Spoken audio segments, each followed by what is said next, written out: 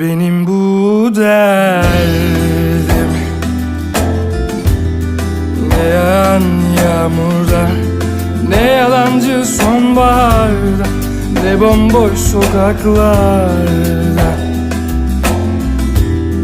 Kırılmış her yanım, kaybolur zaman saçlarında.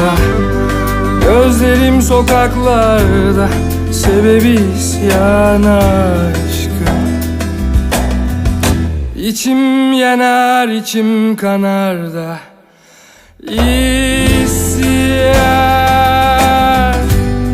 Geriye bir avuç yalan, beni bu derde sen attın da gittin ya, kafam hep duman.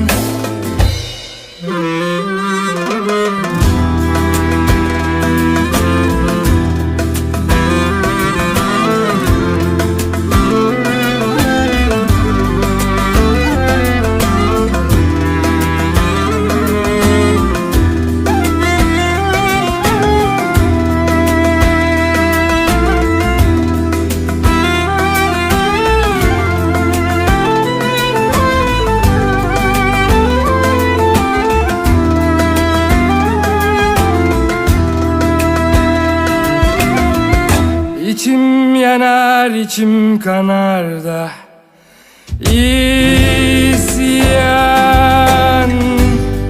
Geriye bir avuç yalan, beni bu derde sen attın da gittin ya, kafam hep duman.